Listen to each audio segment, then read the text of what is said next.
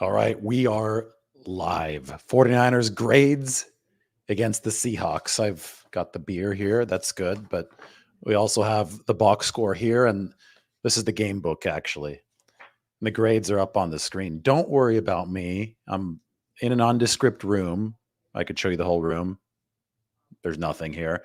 I'm in the United Club. I'm in an airline lounge at Seattle Tacoma International Airport. They call it SeaTac. I thought I'd get here a little bit early. I actually pushed my flight back just so I could do another show for you guys. Spotlight this article, grading the 49ers win against the Seahawks. I figured that there'd be enough demand to justify doing that. So I'm catching the last flight of the day to SFO.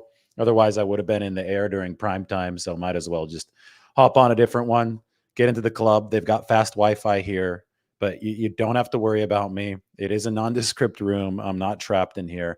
We are at the airline lounge. As proof, Sam Adams, Oktoberfest, relaxing after a very busy 24 hours. 24 hours ago, this game was in the second quarter. And the 49ers won 36-24. We got Nick Bosa there. The article up on the Standard is grading the 49ers win against Seattle. Nick Bosa is a pressure machine. 14 pressures for Nick Bosa.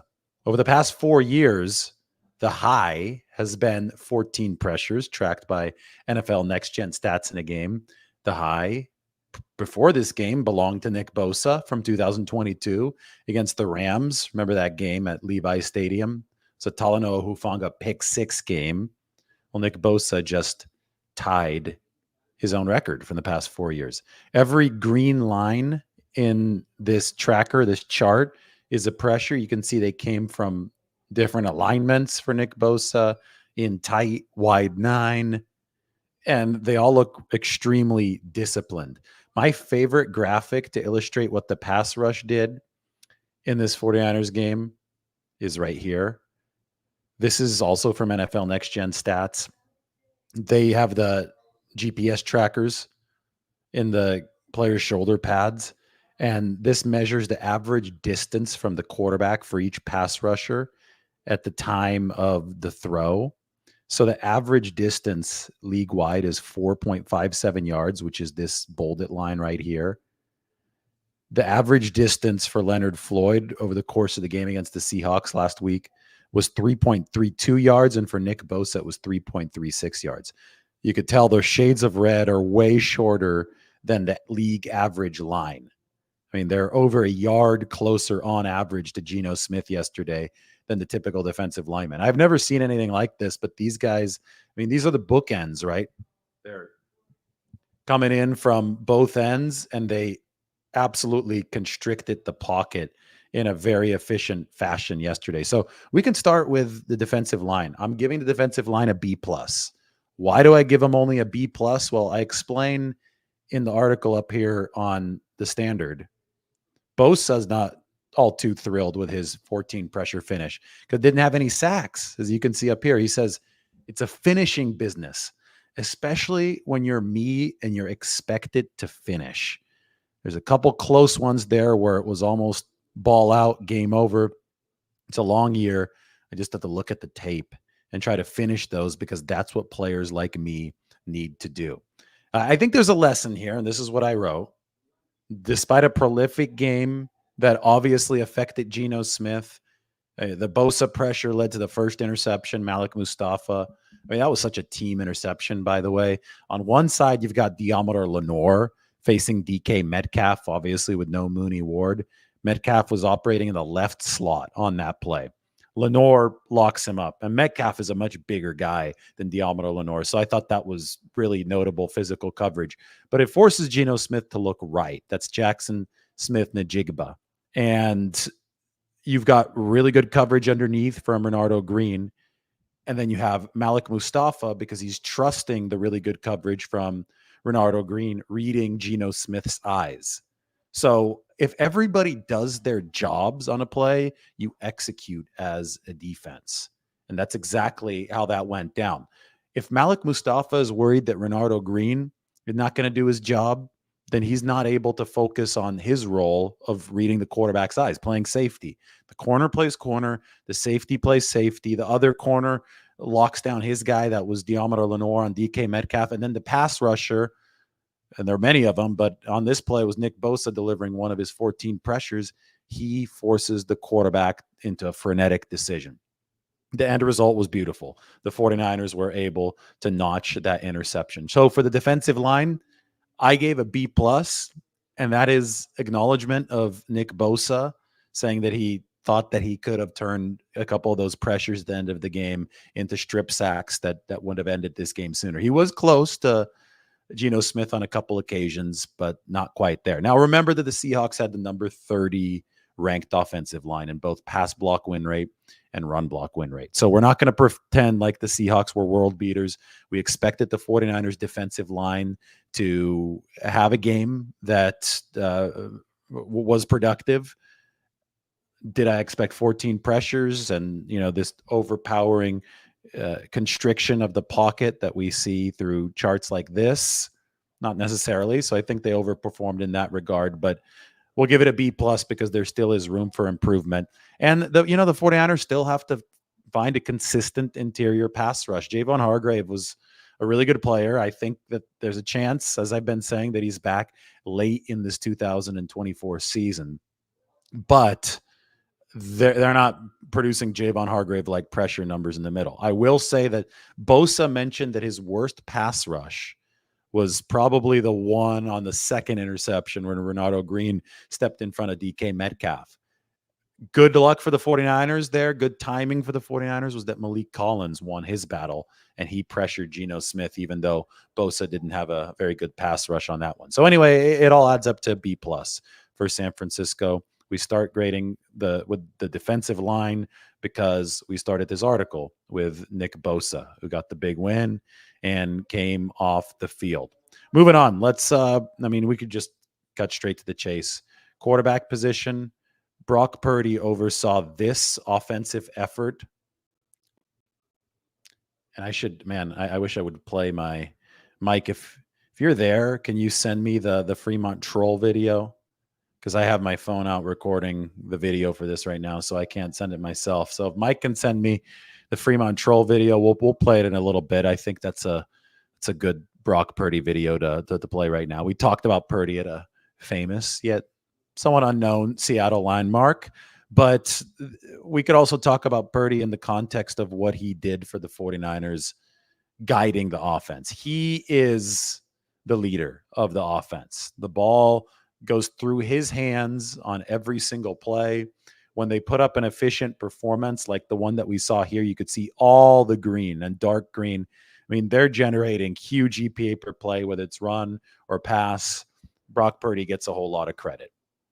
He's been the most efficient quarterback in football since he came onto the scene in 2022.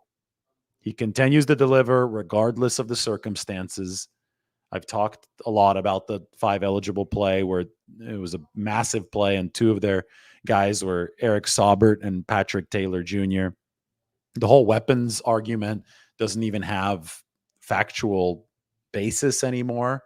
Back in the day, not that long ago, you could have said, yeah, we haven't seen Brock Purdy play without a lot of his really good 49ers weapons. But you just can't say that anymore because you have snaps like the one that we saw near crunch time in this game where the 49ers are literally running majority backups out there, and Purdy is still getting the job done. So we're going to give him an A+. We're going to open up the box score here. This is the game book. This is how it looks. They give us a nice printed copy of all the stats. If it was anything crazy, I'd put it up closer to the camera. But, Purdy, ho-hum day at the office, 18-28, 255 yards, 3 touchdowns, 76-yarder to Deebo Samuel, 129.3 rating. The efficiency gap is massive between what Purdy did and what Geno Smith managed. Smith passed 52 times in this game yesterday, 30 of 52. So the yards per attempt, nowhere near where Brock Purdy's were with just 18 attempts, and a 65.5 rating for Geno Smith. So 49ers quarterback gets an A+. I'm not going to worry about grading Seattle's quarterback because That's not my job. We're looking at the 49ers performance review right now, and Purdy was on the scale of rating about twice as good as Geno Smith. On the scale of EPA per play, about 4 to 5 times as good and efficient as Geno Smith. One of these teams had Brock Purdy and the other didn't, and the one with Brock Purdy ended up winning the football game. And a big part of the reason why the one with Brock Purdy won the football game is because he is so good that he is a difference maker. Again, several wildly good plays, wildly good throws. Fits that one in cross hash to George Kittle. Literally cross hash. And I wrote it here. I put it on Twitter a little bit earlier today, but I had to repeat that when we go to the Purdy grades. Remember that football fields are 53 yards wide. So the crosshash throw was quite the display of arm talent for Brock Purdy. A+ for him over his snaps in this game for the 49ers against the Seattle Seahawks. But those of you just joining, we're in the airline lounge in Seattle. That's why I'm in front of a nondescript wall. I do this every once in a while because I try to maximize my time. I always like to give you guys the lowdown on the 49ers and every little free minute of the day that we have, because I've noticed that people can't get enough of the content, especially after the 49ers win. So sometimes it leads me to places like the airline club, and that leads people to worry. Sometimes they're like, why'd you get stuck in this gray room? Normally you're in front of a nice view. Well, sorry, today the view's not as nice. Instead, you can take a look at the article here. We could also take a look at some food from today. Seattle sandwiches had a lot of good ones. I'm grading the entire trip, which started at Old Salt Fish and Bagel. Really, really good salmon. Pacific Northwest salmon. That's the lox sandwich with the cream cheese. Toasted bagel. It was quality. I was very happy with Old Salt Fish and Bagel. It's in the Fremont neighborhood, right over by the Fremont Troll, where we did our Brock Purdy video. Then Paseo, the pork shoulder, the Caribbean sandwich, awesome stuff as well. This one's world famous. I mentioned my other video, but if you're coming through Seattle, they have a few locations now. They've expanded from just one to a few. And finally, on my way out today, Pike Place Chowder, they said that they have got like the most reviewed dish on Yelp. They're saying that chowder on the right has won Yelp rewards, and then a lobster roll at left. Quality stuff, food-wise, in Seattle. We'll give it an A. I was here for 30 hours, and the food was excellent. It treated me well. All right, so we move on to the running back position. I want to spend some time talking about Kyle Juszczyk, because he played running back on the very last touchdown for the 49ers. I mean, they got a little thin there, right? They don't have Christian McCaffrey. They don't have Elijah Mitchell. He's done for the season. We saw Jordan Mason with the shoulder sprain, AC joint sprain. Then Patrick Taylor Jr. got dinged up as well toward the end of the game. Then Isaac Guerendo ran for 76 yards. So you're not going to make a guy carry again after running for 76 yards. He's got to get a breather. So it was either Deebo Samuel in the backfield, or the 49ers said, well, why don't we reward Kyle Juszczyk? And reward Kyle Juszczyk they did. Touchdown run at the end after Guerendo may or may not have slid down. And Kyle Juszczyk found the paint, found the end zone for the first time this season. Now, this right here from NFL Next Gen Stats probably made Kyle's day even more than the touchdown. The 49ers offense used 21 personnel on 47% of their plays, gaining 317 yards and 2 touchdowns. The most such yards in a game by any offense in the Next Gen Stats era since 2016. The 49ers averaged 11.3 yards per play and recorded a 61% success rate on 28 plays in 21 personnel. So 21 personnel means 2 backs, 1 tight end. So the two backs would be Kyle Juszczyk, the fullback, typically, plus if you're in your first line offense, then it would be your top running back, which was Jordan Mason yesterday. But then injuries obviously compromised that for the 49ers. And then you've got other running backs who can filter into the game. But the bottom line is that 21 personnel is a formation out of which, most defenses would expect that you would run. But the glory of 21 personnel with Kyle Juszczyk involved is that the 49ers can just as easily pass, because he's both a receiving threat and a blocking threat. And as we saw yesterday on the final touchdown, a rushing threat. The 49ers out of 21 formation are extremely adaptable. So they essentially set history here, at least in the NFL Next Gen Stats era, with their efficiency coming out of 21. So, we see a lot of people who know football no deeper than a video gamer. See a lot of people saying, oh, I played Madden. The 49ers should just run 3 wide receivers or 4 wide receivers and run the Hail Marys every single time. Just a really childish view of the game. San Francisco, like that, and it's also just shows no understanding of how the 49ers are trying to build this team. The 49ers are trying to zag while the rest of the league is zigging. So I talk a lot about downsizing defenses because they're facing offenses who have a lot of very quick weapons who are focused on speed. So defenses have to counter with speed. Well, the 49ers are saying we can have it all. We can run the ball and we can pass the ball with certain weapons, so as long as they are versatile enough. And the 49ers feel that running the ball against the lighter defenses of this era is a good ticket to victory, but they also recognize that if a team stacks the box to take away the run, you're not going to be able to run the football, so you better have a counterpunch. The 49ers counterpunch is that their running backs can catch the ball and the receivers can run the ball. So you could line up at the line of scrimmage and you are threatening both run and pass credibly if you're the 49ers. That's what 21 personnel is all about. I think the 49ers can use it a little bit more on first down in the red zone.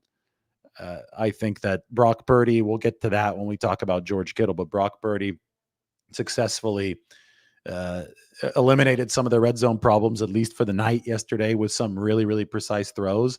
But as far as efficiently delivering as an offense, this success, most of which happened in between the 20s for the 49ers yesterday, is absolutely something worth replicating. And Kyle Juszczyk might be the best value outside of Brock Purdy in the NFL. Takes a pay cut, but is still valuable on every single play at a consistent level, whether it be running or passing. Defenses don't know what's coming when Kyle Juszczyk is out on the field, because he does possess the adaptability to sell multiple different ways of offensive attack. So they get an A+ because that was a historical performance from an efficiency perspective for the 49ers running backs. If we look at the box score, this I'll never think this is not funny. Isaac Guerendo, 10 carries, 99 yards, no touchdown. So he missed out on the 100-yard game and a touchdown thanks to the slide there at the end. Guys giving him a lot of hard time in the locker room, but Guerendo was going for the unselfish play. You can agree or disagree as to what analytically was the correct decision, but I'm just relaying what Isaac Guerendo told me in the locker room. He did say that Juice owes him one because Kyle Juszczyk got the score right after him on that play. Mason, 9 for 73. Mason, we compared him to Marshawn Lynch forever now. Still remember 2 years ago, Mason closed out the game and the division championship in Seattle with the 55-yard run. Didn't quite make it to the end zone, got caught on that one at the 2 or the 1 yard line. But anytime you see a number 24 at that kind of size run with some kind of violence, especially on that field where Marshawn Lynch really made a name for himself, that's where the Beast Quake run was. He's going to get those comparisons. And there were a couple runs yesterday that Mason was bouncing off guys. Maybe angry run status on those plays where, it was impressive, but then he sprained his shoulder. Shanahan said that he would have been available to return had there been an emergency, but obviously there wasn't one. 5 carries, 16 yards for Patrick Taylor Jr. I have the snap counts here as well. Let's get this back up on the screen. So we go to the running back position. Guerendo had 17, Taylor had 16, Mason had 18. It was essentially an even three-way split given the injury situation for Jordan Mason right around halftime. But look at that. Kyle Juszczyk, 42 snaps, his highest of the season. So this was a Juszczyk game. The 21 personnel production was awesome for the 49ers. All right, let's move on to receiver. At receiver, you had Ayuk with 62 snaps, Samuel with 53, Jennings with 34, and then Conley and Jacob Cowing mopped up. But what I wrote about Deebo Samuel is that he moved faster on his 76-yard touchdown, 20.9 miles an hour, than Guerendo did on his 76-yard run, 20.6 miles an hour. So Deebo's going to have some bragging rights over Isaac Guerendo, and you could be sure that he's heard this by now. Either, I don't know if he follows me on Twitter, but he does follow me on Twitter. I don't know if I tweeted it though, but if I didn't tweet it, then he's going to have to watch the YouTube video to get this little nugget, which he could definitely parade around in that 49ers locker room. Deebo can move. This was the fastest that the next gen stats tracking has clocked Deebo Samuel since his rookie season, 2019. This is also the lightest that Deebo Samuel has ever been at the NFL level. So he expected to get faster. He wanted to get faster, and it's certainly helped him reach the paint, reach the end zone. And we saw it yesterday on the deep pass from Brock Purdy, which, by the way, was a really good pass. That's the pass that there's so much uproar about right now. It's mainly because of one ridiculous take online, but the goal is to get the ball into the hands of your receiver with a chance to run with it, and Brock Purdy did exactly that. So it's hard to believe that kind of throw is controversial, but it just goes to show you how much of a lightning rod Brock Purdy is in any type of discourse. Tight end position, giving him an A+, because George Kittle and his 2 touchdowns were special. George Kittle is a special player. You know, he already has five touchdowns this year. He only had 6 all of last season, and he had 3 in one game against the Dallas Cowboys. That was right around this time of the year, maybe 1 week earlier, right, against Dallas. So he's very close to surpassing last year's touchdown total. I know we've since found out that George was playing significantly hampered down the stretch. He said there were a lot of injury issues that he was trying to overcome. So he got himself fully healthy this year. He's off to a heck of a start. You got to find some wood, knock on some wood. Yep, that's some wood, knock on that wall. And with that, you can, nobody wants to see injuries, and everybody can hope that George Kittle can put together a truly full season. I think he had 12 touchdown passes or touchdown catches a couple of years ago in 2022. He's on pace to eclipse that this year. He's on pace for about 15 this season. So Kittle, really good toe tapper inbounds. He was mauling guys in the run game. He kicked out a defensive back on the Jordan Mason on the Isaac Guerendo 76-yard run. The guy is special. He's an all-pro. He's with the 49ers, and then they're certainly happy to have him. Offensive line, I'm going to give him a B. I think, the pass protection has been surprisingly good, especially to some people this year. The 49ers offensive line is still maturing as a unit when it comes to run blocking, but yesterday was their best day. You might think I'm crazy for only giving the unit a B, despite the fact that they rushed for, the 49ers as a team rushed for 228 yards. But I still see concerning weaknesses in pass protection right at center and left guard. Jake Brendel gave up a couple pressures, including, there would have been one more had there not been a holding call. So that holding call obviously hurt the 49ers. Aaron Banks gave up 4 pressures, but he was dealing with cramps yesterday. He missed, I think, 14 snaps. So Spencer Burford came in for a few. 49ers have to keep on pushing it at these positions. Center and left guard, those are tough places to deal with pressure from because the quarterback's got to escape really quickly. You can hit the quarterback with about 2 strides coming from the interior offensive line. You can't do that coming from the edge. So guys on the edge, there's a little bit more leeway, believe it or not, coming off the edge. But if you can generate interior pressure, it's going to be really, really hard for a quarterback to deal with. And the 49ers offensive line still giving up a little bit too much of it. Now, take this. They did not give up a single sack yesterday, but a lot of that credit should go to Brock Purdy because he's the one that's being elusive despite the pressure rate, avoiding the sacks. Still, if you could avoid a complete disaster class as the 49ers offensive line, you probably do have a chance to see really efficient offensive performance. I mean, Trent Williams had a great quote today about Purdy carving up opposing defenses. It's in the offensive line section here. As long as we can keep Brock upright, he is going to carve the defense up. That's the Trent Williams quote. So he had the great one, the Hall of Fame quote, the All-Pro quote on Dominic Pooney. We should not put the cart in front of the horse, not the Hall of Fame yet, but the All-Pro Pro Bowl quote about Dominic Pooney. And now this from Trent Williams. A look at the 49ers goals. Just keep Brock Purdy clean. And even if you don't do a good job as the offensive line, a lot of times Purdy himself will be able to bail you out. But if you're the 49ers, you don't want to leave it to that. You want to make sure it's a complete team effort, as it generally was against the Seattle Seahawks.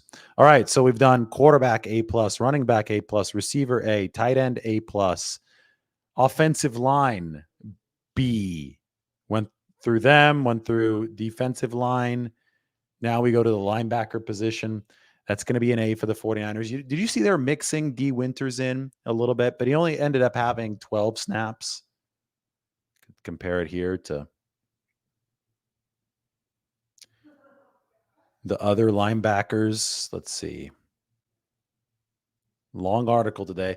Warner 78, Campbell 73, D. Winters, there it is, 12. So he was in for a late series, and I thought they might be rotating series after they put Campbell back in, but then D. Winters never came back in the game. So the 49ers are obviously trying to get a youth movement going into that starting lineup. I mean, the only rookie starter right now as we speak for San Francisco is Dominic Pooney. But that second linebacker spot might be open based on some of the coverage struggles that we've seen this year from Devondre Campbell. 49ers certainly flirted with at least some action yesterday for D. Winters. All right, so the linebacker position, I give him an A because Fred is out there setting the tone on such a consistent basis. The Seahawks, they got the first big play. It was 30 yards of DK Metcalf. They abused the 49ers scheme. San Francisco made adjustments, so it was all good, but Metcalf should never be covered by Devondre Campbell. Can't really hold that against the linebackers. That's just that Sorensen early in the game not having the right call. As long as that doesn't happen over and over and over again, you're going to be okay. But Warner with his stop on Kenneth Walker, and then the fact that the 49ers gave up only 2.6 rushing yards per carry, that to me is significant. That to me really stands out. Keep in mind that Warner was on the field for 78 plays. 78 with only 3 days of rest after Sunday football at 1 p.m., where it was extremely hot, triple-digit weather in Santa Clara. So to be able to deliver over 78 plays on the Thursday following that at the intensity and effort the 49ers delivered, that does show you about the locker room, the desire of the football team, and so much more. So I want to shout out to the snap count while we're talking about the linebackers. Finally, the DB room, or actually we still got special teams grades. A+, whatever you want to call it for the DB room. I mean, no Mooney Ward, no Hufanga. To have two rookies and Mustafa and Renardo Green step up the way they did, that's 2 thumbs up kind of stuff for the 49ers. Now, Isaac Yiadom is playing much better than people are giving him credit for. They can take their time with Charvarius Ward. They should take their time with Charvarius Ward. I remember he tried to play hurt in 2022, one of those games. I think it was Atlanta, and it did not work out well for Ward. So he needs to focus on getting back to 100% full health. And then the 49ers can operate from there because they've got a lot of quality depth. We said that the secondary was the deepest this team has had under Shanahan and Lynch. I think yesterday might have indicated that our line of thinking was right. Renardo Green baiting Geno Smith into that interception, going and undercutting DK Metcalf, Deommodore Lenoir covering really well on Metcalf on another play. This one was the one earlier with Malik Mustafa reading Geno Smith's eyes. I mean, these youngsters are doing high-level stuff for the 49ers. Going to get this back up on the screen for you. Linebackers, we have defensive backs.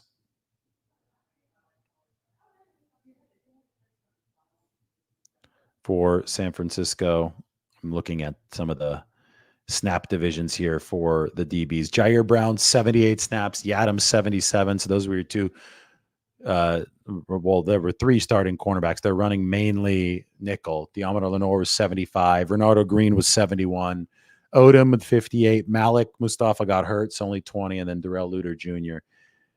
delivered a little bit of action for the 49ers. Lenoir not shy to talk trash to DK Metcalf after the game. That's something that we'll continue to monitor. Did an Instagram live at like 3 a.m. Talking his talk. Certainly wasn't quiet about it. That's for sure. So then there's special teams. You know, I labored over this grade for a while. Everybody on the surface wants to talk about the kick return, and I get it. Missed tackles, two of them, Jalen Mahoney, Jalen Graham, the two Jalen's missed tackles on that kick return. But the kick wasn't good either.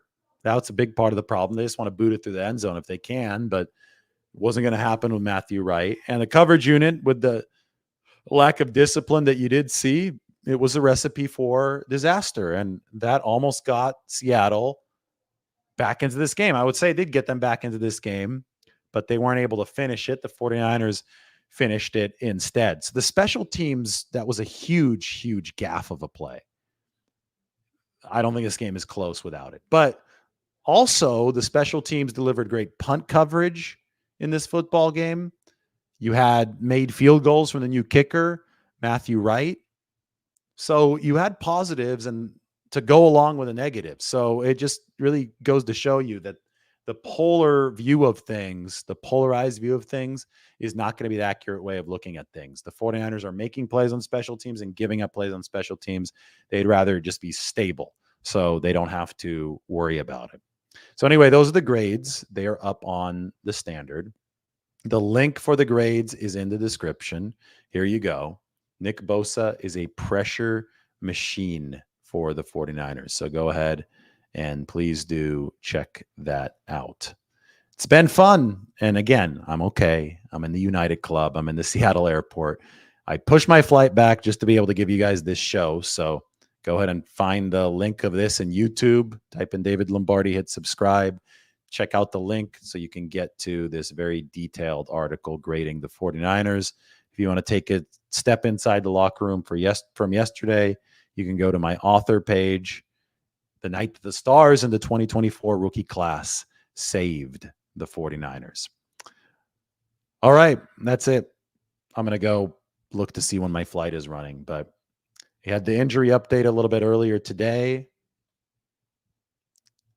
And oh, I thought I had something up here. My bad. We'll play the Seattle food one more time. The video popped over on my screen. We had the 49ers injury update. Matthew Wright should be okay. Malik Mustafa should be okay for San Francisco. And Jordan Mason should be okay as well. I'll be okay because I had some awesome food here in Seattle. This will be the last that we show of it. So right before I board my plane, still missing the salmon from this morning.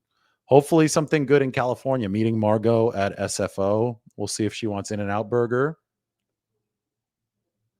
or Taqueria Cancun or late night Chinese food. Is there late night Chinese food in San Francisco? We may want that. She might want that landing from Nashville today. We're going to meet. We're coordinating the flights at San Francisco. How about Paseo? That was sweet. And then, I mean, the final meal today was legit as well from Pike Place Chowder. It was very, very good, along with a lobster roll. It only cost me like $30 for both of those things, too. Lobster rolls on the West Coast can get expensive.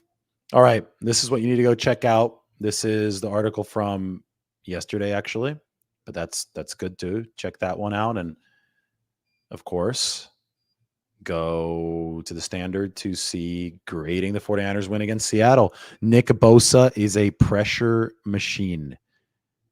Everybody, thanks for watching. We'll talk to you very soon.